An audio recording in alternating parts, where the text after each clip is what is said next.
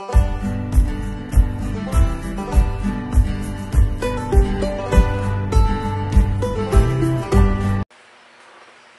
y'all, if you don't mind, click subscribe, and if you like the video, and click the like button, and we appreciate every one of y'all.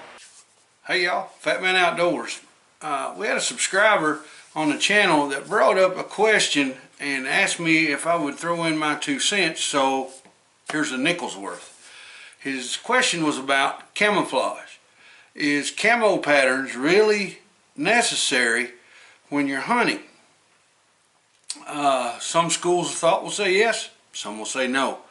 Here's what I know, and how I come by this information is I talk to a lot of guys that hunt a lot.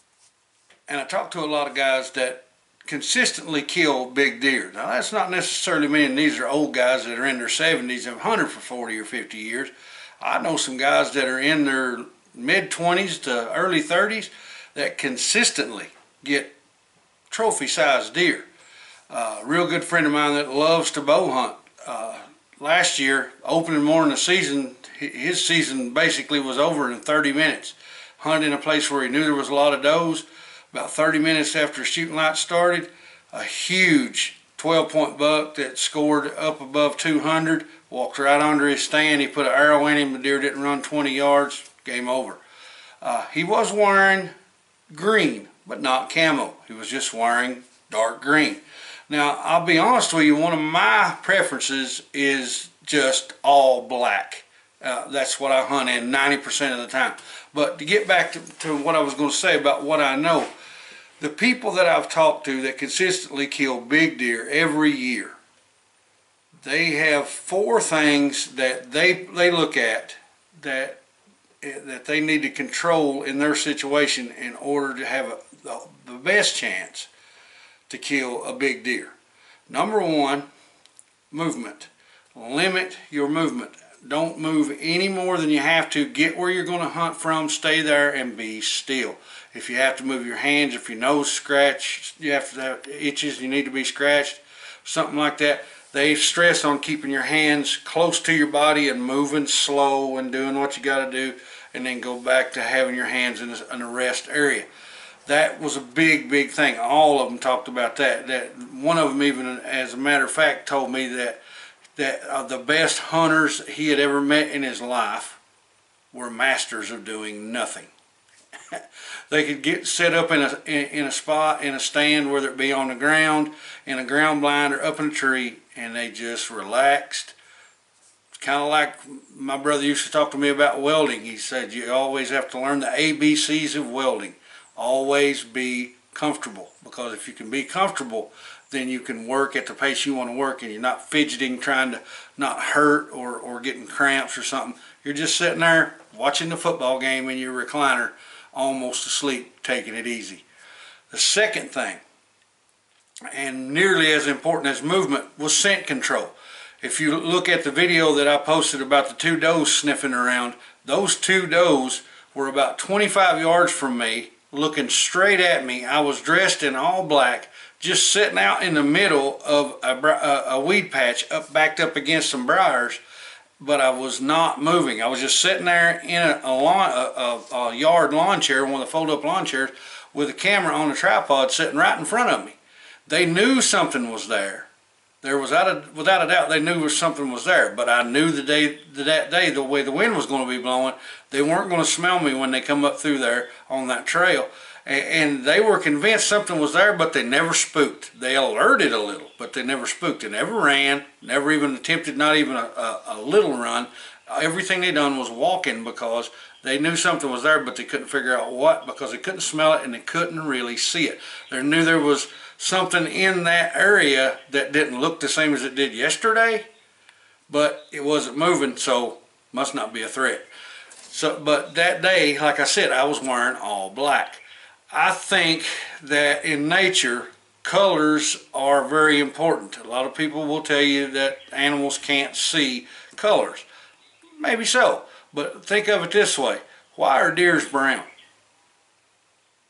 Because brown is hard to see in the forest, because at just about any level, any time of the year, there's going to be some brown laying on the ground. There's going to be brown leaves.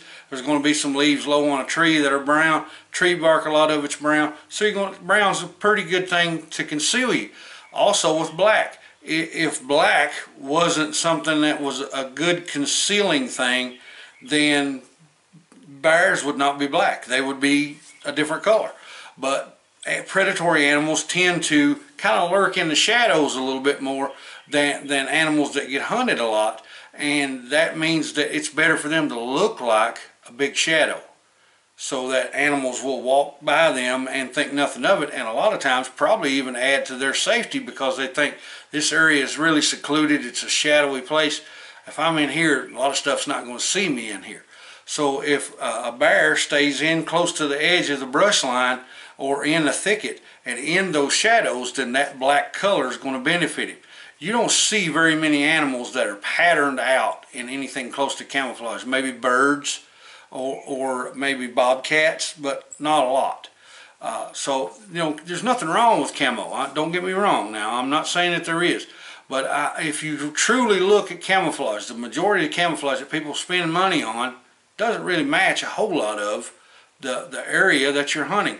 If you don't believe me, take a pair of your camo pants and a camo shirt, fix them on hangers, go into the woods where your favorite place to hunt is, and hang them up on a limb and step back 30 or 40 yards and take a look at them and see what area that you're in is most visible. And you'll immediately say, wow, that really doesn't match what I'm hunting. But it's because it's not made to. The magic that comes from camouflage has almost nothing to do with colors. It has to do with a bunch of different colors, breaking up that object so it doesn't look like a big green blob or a big yellow blob or a big white blob. It's making a lot of small different sizes, and what that does is it breaks that item up and it gives it depth so it doesn't look like there's one thing. But now, like I said, with the black or the brown, a lot of times if you'll back yourself tight up against a briar thicket or against a tree or against just stuff in a fence row, that dark color, that shadowy color, that black or a dark brown or even a dark gray will cause you pretty much to disappear. Now what you don't want is you don't want anything white or yellow. I think that animals will see yellow as nearly a white color in their perspective. And if you look at the two patches on, say for instance on a deer, that are meant to alert everybody, that's their rump and their chest plate, and both of those are white. Now their rump is an automatic sign. If you see round and my flag sticking up, run like crazy because something's going on and it ain't good. I done seen it. Don't worry about it. If you see it, just follow me. We got to go. So if one deer throws their flag up and runs, everybody's going with it because they're a herd animal, and that's the way they've learned to do things to survive. That white patch on their chest is a lot of times if you see a deer raising its head high up, and especially if it tips its nose up and it's showing that white chest plate, and the other deer in the area see it, immediately they'll start doing the same thing. If one deer is sniff testing the air, almost every single one that's around it will immediately start doing the same thing because they see that deer is kind of on alert. You know, may have seen something or maybe caught a scent of something, and the rest of them's going to, I need to see what that is. What is that? He's smelling something. So those are patterns that and different colors that can grossly affect how you can hide from hunters. Now that's the second thing, is scent. Okay, that those animals that can smell well will pick you up by scent a lot of times way before they ever pick you up by visual sign, if the wind is not in your favor. That's why most real good hunters, you'll see they'll have a piece of string tied to the back of their hat, so whenever they get close to where they're planning on hunting in a blind or in a stand, they'll take their hat off, hold it out, and see. Even if there's no wind, there's always a little draw, okay? And they'll use that string to give them an idea of where the wind's going. And they know if it's going this way, I don't want to be downwind. I don't need to be worrying about anything coming that way because it's going to smell me a long time before it gets here and it's not going to come. So I may need to go around and get below where that area is so that I can be where the deer's going to come in and not catch my scent. some days the wind's directions will change, and that's going to cause you an issue, but there's nothing you can really do about that. Now, so like I said, the first thing is movement. Second thing is scent. All right. Now the third thing that I hear most of these hunters talking about is being accurate with your weapon. You most of the time get one chance, and that one good chance usually only lasts a few seconds. Because most of the time, especially if it's a trophy animal, their head's on a swivel, and you see that animal in an area where you can shoot it, most of the time in just a few seconds, that animal realizes if there's something in that area that's not supposed to be there. It's equivalent to me walking in your house and knocking over a lamp on your coffee table beside your favorite chair, and you walk in that house, and it may take you a second to realize that lamp's knocked over, but it won't take long. So in that amount of time, for you to walk, for that animal to walk into that area where you're at in the woods, and him realize there's something here that's not supposed to be here, that little window is where you have to be able to quickly get on target, make an accurate shot, and put the animal down, and not have to worry about him figuring you out and bouncing off, or at work, or even worse, just automatically something's not right and takes off like a bullet. Because I mean, I've seen them sometimes take off and it looked like they turned inside out or they were going so fast. But that's the third thing, is making sure that you're accurate. Now the fourth thing that these guys stressed a lot is people want to kill big bucks. I want to kill a big buck. Every year I go deer hunting, I want to kill something that's got a rack on it like a treetop. It don't happen very often because most big deers are very smart and they figure things out. So, and they know when they're in danger, and they try to mitigate that by not moving before it gets dark and being laid down before it gets daylight. But there is a time of year that most big bucks, they give that up, and that is during the rut. That's the one time of year they'll make mistakes. But even then, the old big bucks, the big smart deer, they don't really make a mistake then. What they do is they try to get in a thicket area where the does are hanging out, and that gives them the best chance of being able to breed and being under cover. So what they tell me to do, what I've always heard from them telling me that repeatedly do, is hunt the girls. Don't worry about hunting for a buck. Don't worry about that. A buck's got a rub line, or a buck's got a scrape line. That's his neighborhood. Yeah, I agree. But it's not necessarily going to be where he's going to spend most of his time when the rut starts.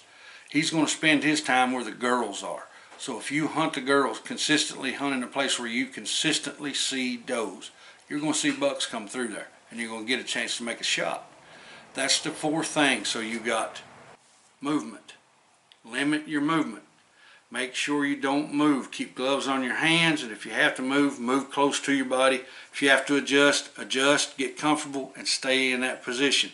I like to make sure that I look around a little bit before I even do that, so that I'm not spooking something that will see me doing that little shuffle in the seat or something like that.